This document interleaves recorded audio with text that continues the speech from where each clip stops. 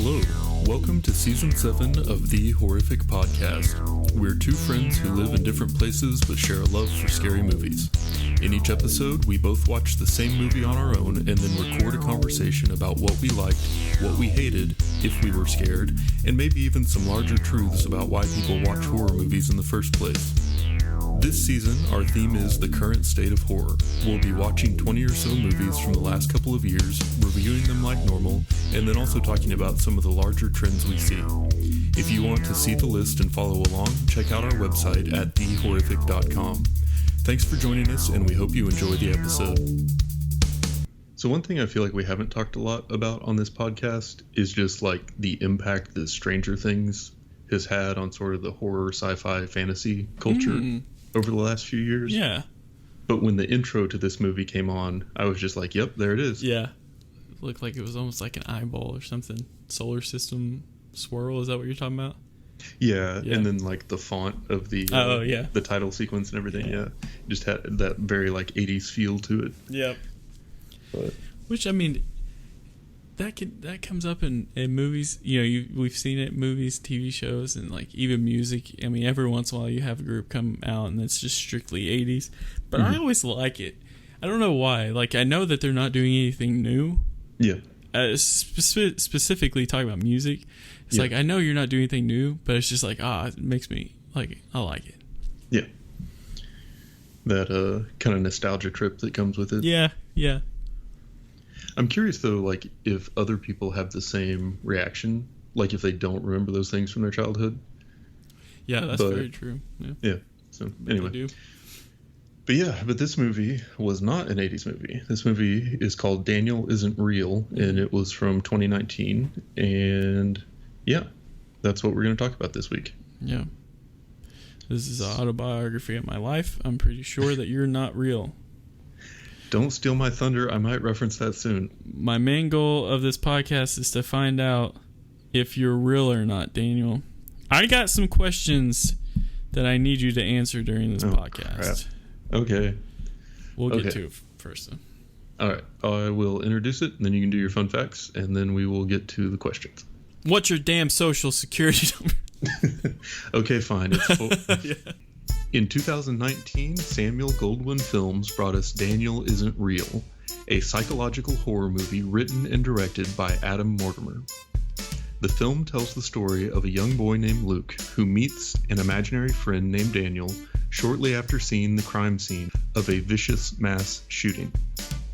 The friends are soon forced to part ways but reunite later in life and pick up right where they left off. Daniel, however, has his own plan for how things will go. Also, as much as it may seem like it, this movie is not about me. I am Bryce's imaginary friend, not Luke's. This movie was originally released at the South by Southwest Film Festival in Austin, Texas in March of 2019 and later received a limited theatrical release in the United States. It has a running time of 100 minutes and can be rented for streaming on Amazon Prime Video. Very good. I was kind of surprised, like, you know, when we rent movies, like, generally, like, on Amazon, you're looking at $3.99, $2.99. Mm-hmm. This one initially started at $4.99. Yeah. I was like, this better be good. This is quarantine prices. Mm-hmm. Supply and demand. Yep.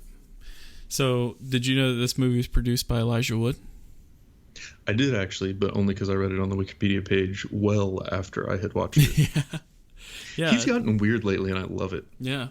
Yeah, it makes sense. Child star.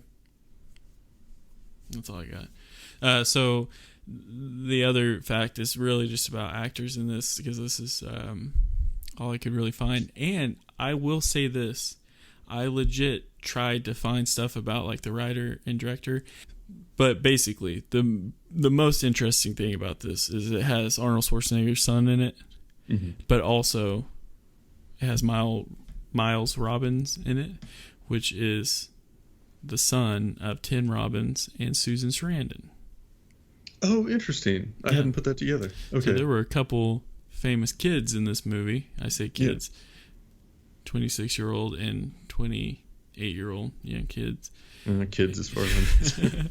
Yeah, so they I just thought it was kind of interesting. I was like, oh, that's cool. It's like, I guess you would say like acting royalty, family. But Miles Robbins, he actually has a psychedelic pop band called Pow Pow Family Band.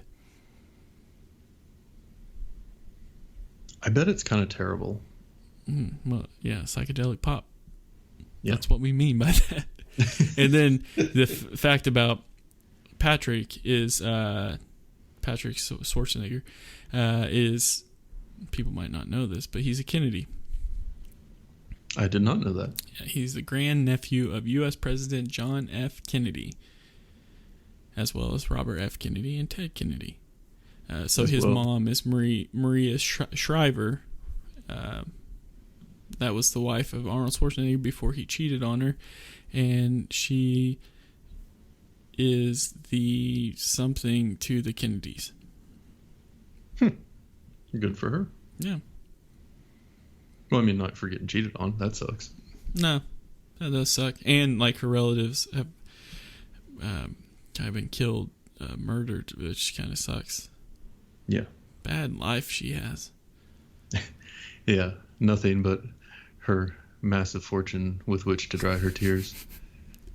You're right. Yeah, so that's all the facts. Cool. Yeah, so you mentioned the two main actors, and it stood out to me because you've made the comment a couple of times this season about the movies we watched having a really small cast. Yeah.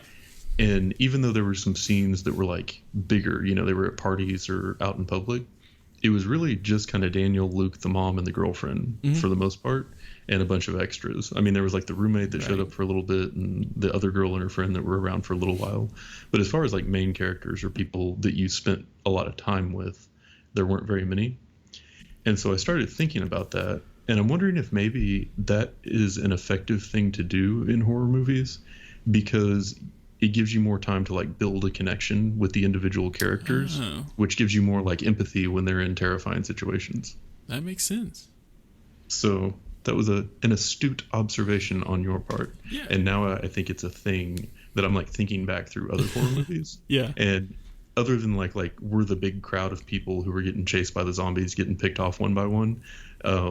It is kind of a thing that happens in a lot of them. That's a good call. Yeah, I think looking back on it, I think it's either almost like one or the other way, like what you're just talking about, or if they just don't have the finances to like get more people. And I'm specifically thinking of like Evil Dead.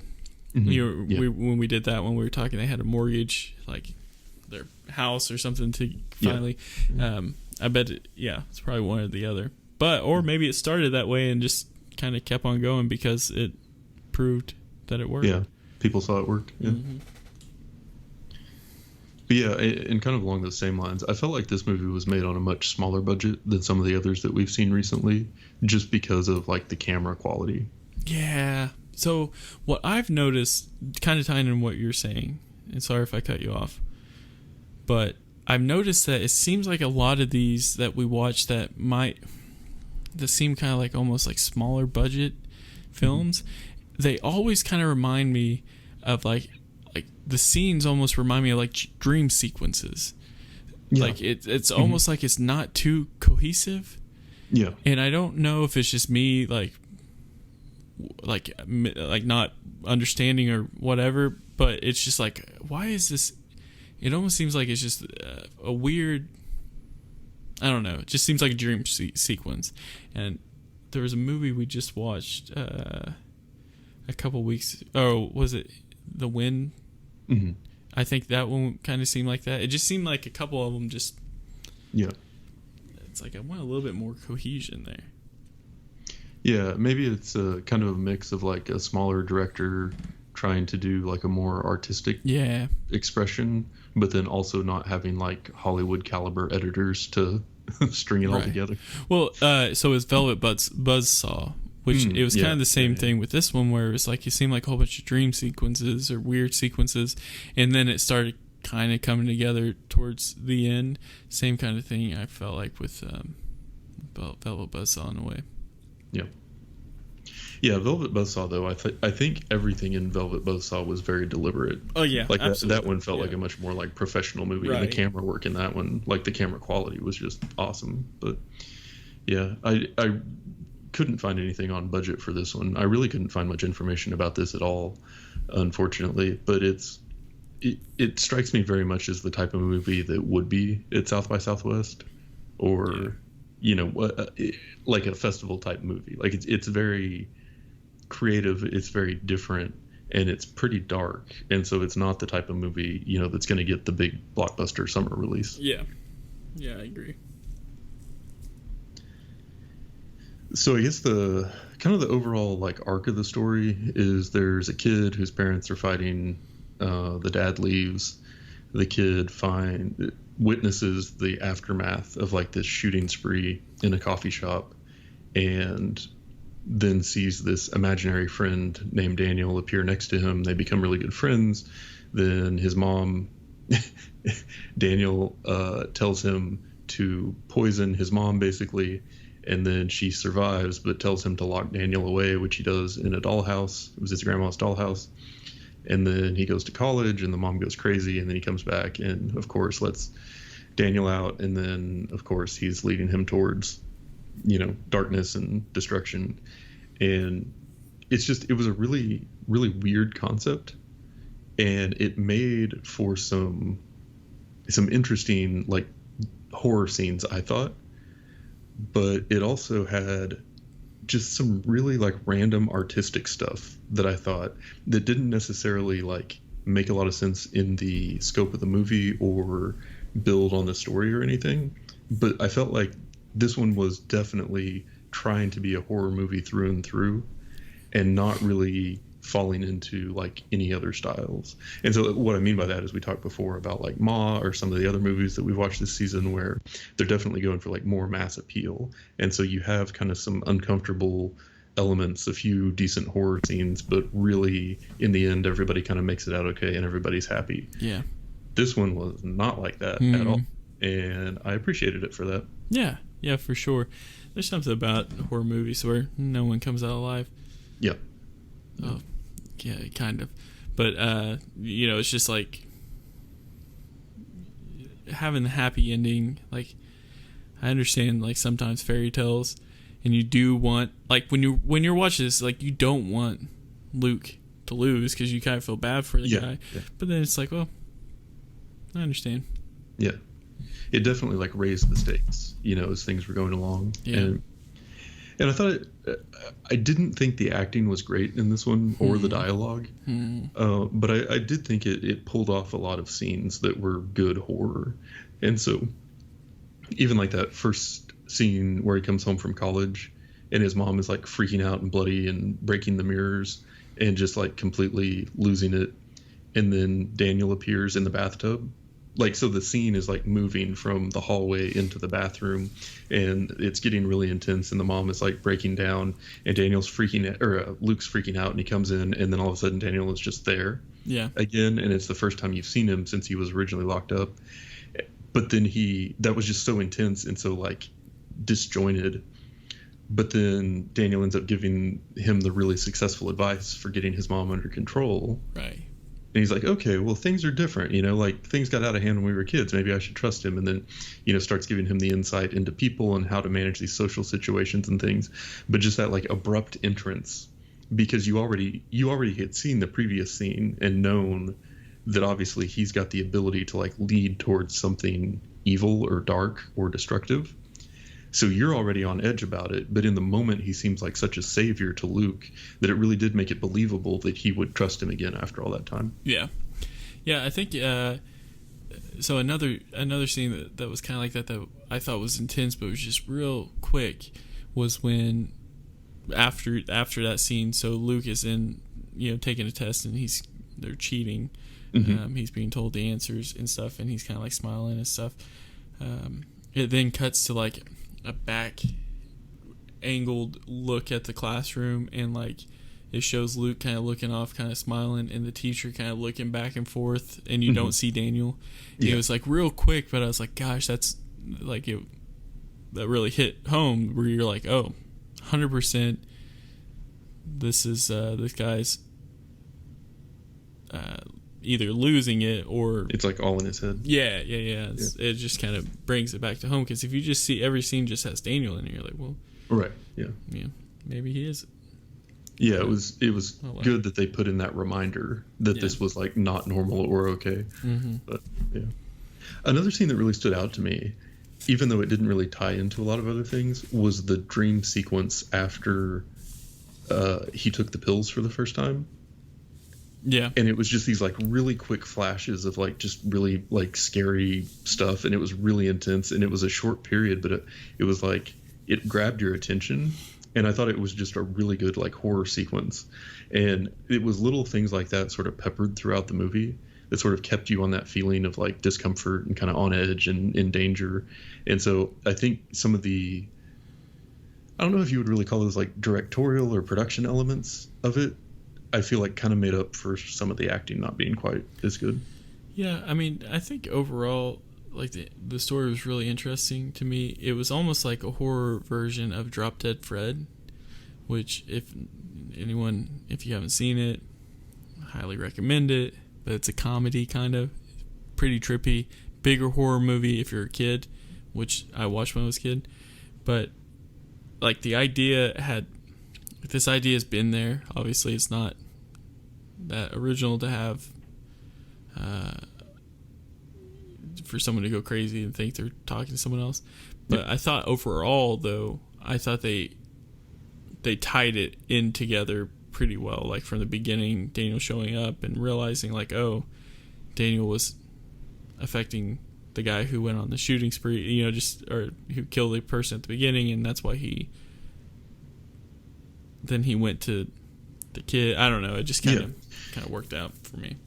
Yeah, I mean, I felt like it was a pretty robust story for the most part. Like that swirling storm from the beginning, comes back and has significance later. The murder that Luke witnessed as a kid ends up being an important part of the story, because that's when, you find out that the shooter had also had the imaginary friend named Daniel that looked the same, that then, I guess, like jumped to Luke at the time.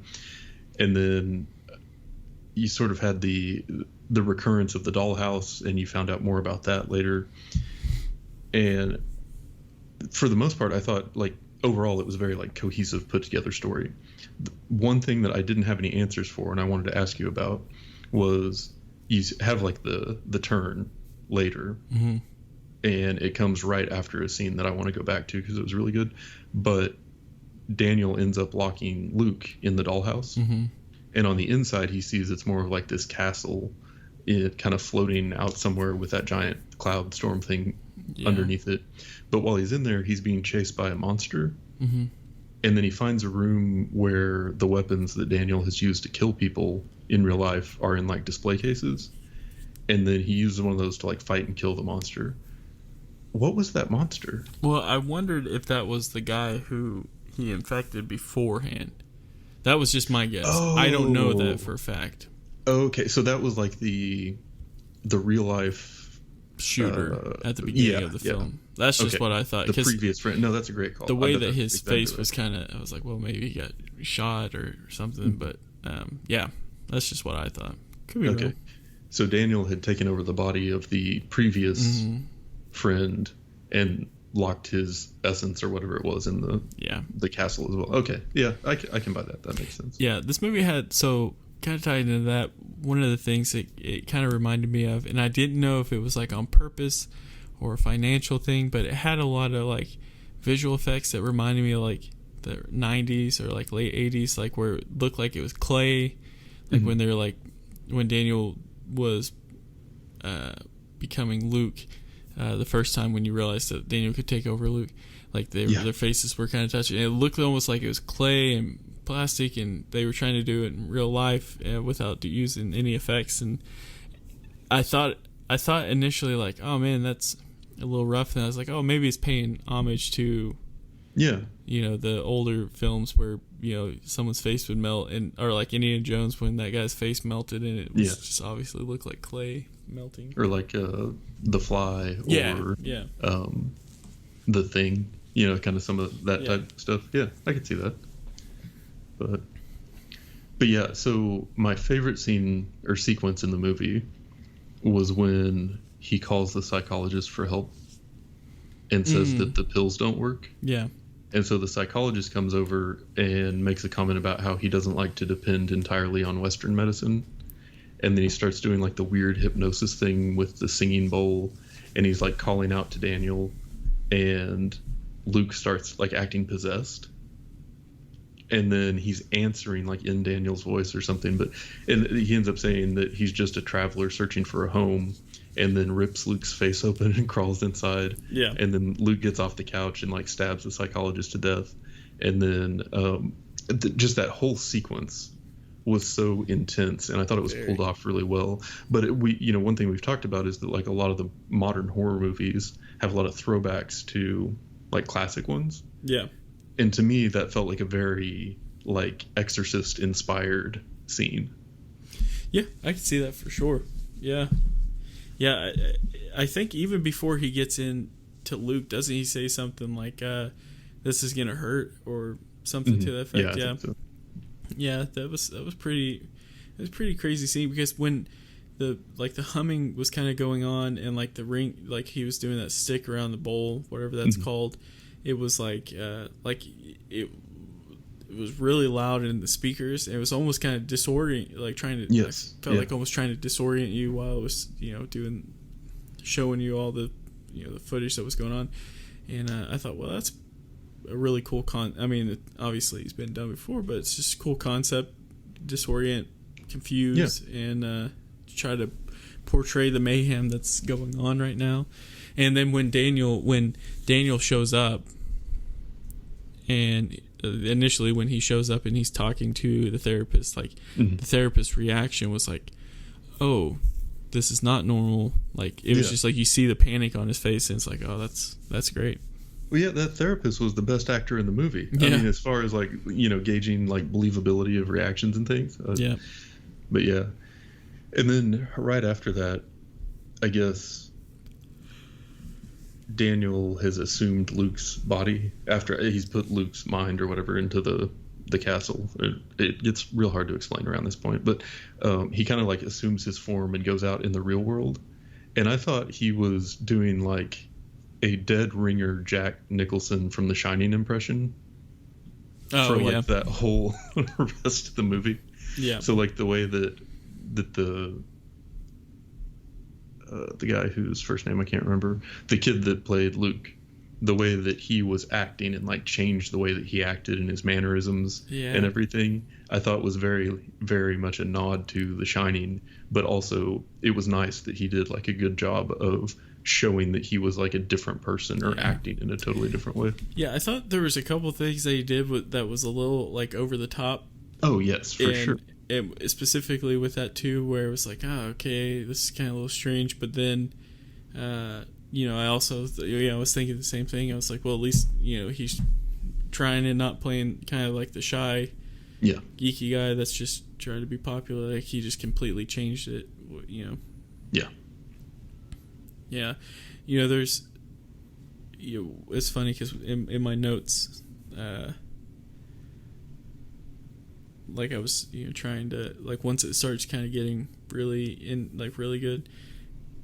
I say really good. Once it started, like the action started happening, my notes basically said, Daniel takes over Luke. So it says, Daniel takes over Luke, bangs chick, beats up roommate. And I was just looking at it thinking, like, that's like a really gnarly, like, sequence of events right there. Damn. Yeah, that was also like 3/4 of the way through the movie. Yeah. What's strange for me is so after I'd watched the movie, I was reading, like trying to read about it, and I was kind of reading the storyline and all that. And when it's talking about the scene where like Daniel is taken over by or where Luke is taken over by Daniel, it was basically saying like, Daniel takes over Luke, and then aggressively has sex with the woman or whatever. I don't remember her name. And I thought to myself, I was like, that's not really what happened. Like, it wasn't like super like angry or like aggressive. It was just a weird like way to put it. Yeah. Let's see. Yeah, I won't go too far into it, but yeah, it was just like, writing this is a little bit better. I did notice that this was based on a book, though, called In This Way I Was Saved. Yes. And I was curious on, which the guy also did the screenplay for, so I was curious on how good that book was. Yeah, I'd be curious about the ending, too. Yeah. Because if that In This Way I Was Saved is how he, like, throws himself off the building and theoretically destroys both of them at the end, that's a very, like, dark title.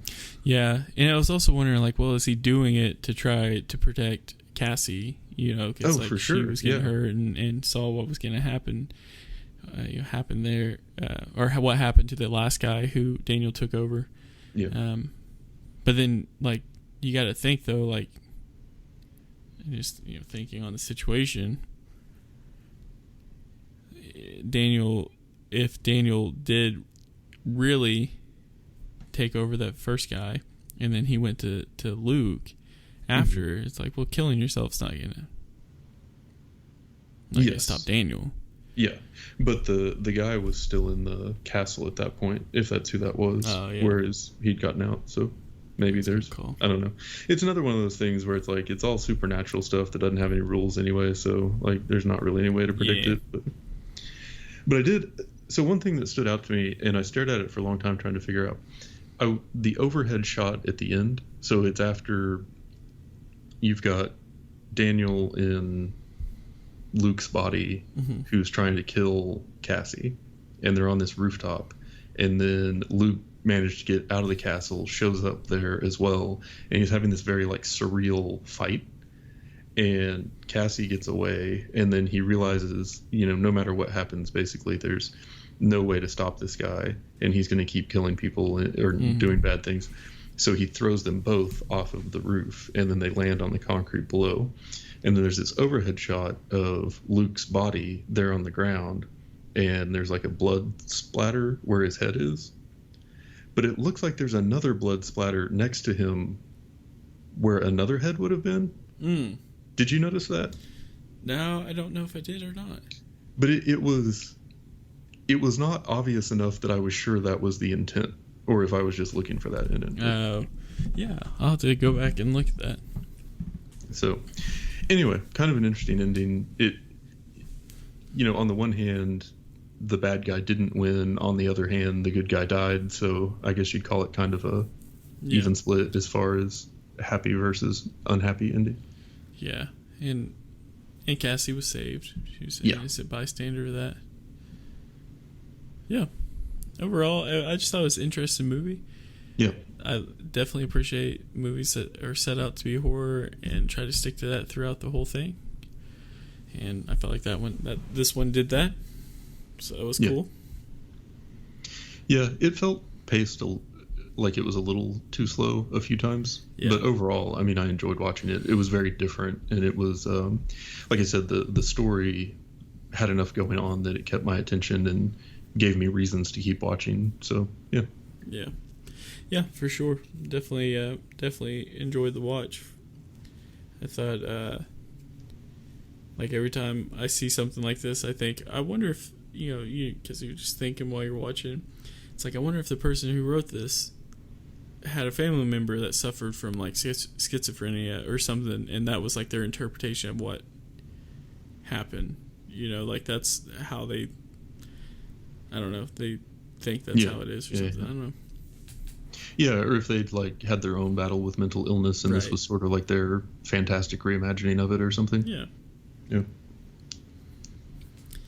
Oh yeah, but overall, pretty good. Acting is bad. There was a couple lines, like there's like I made the comment in Velvet Buzzsaw talking about some of the dialogue seemed really fake, like smoking a joint and trying to sound intelligent. And this one had kind of the same thing with what Cassie said. All the real artists are either dead or broke. Yeah. And it's just like, I also thought it was funny how the therapist gave him the worst possible advice for real life, but the best possible advice for the plot of the movie the first time he went. And he's like, Yeah, I had this imaginary friend, and I locked him away, and it was a really dark time, and blah blah blah. And the therapist is like, "Well, why don't you just revisit that time?" Yeah. Like, Yeah. why would you say that? Yeah. He's like, "Why don't you do the thing that will make the rest of this movie more interesting?" That guy. He started the whole thing. Yep. Best actor in the movie, though. Yep. His name is Chuck Woody Iwuji. He's born in Nigeria. I wonder if he knows Patricia. It would have been funnier if I could remember her last name. From Home Improvement. Oh, yeah. Man, what has she been up to? And that's it for today's episode. If you've listened this far, then thank you, and we hope you've enjoyed it. We're always looking for new ideas, so if you have any questions, comments, or movie suggestions, please send us an email at thehorrificpod@gmail.com, or feel free to comment on or message our Facebook page. Just search for The Horrific Podcast. Thanks for listening.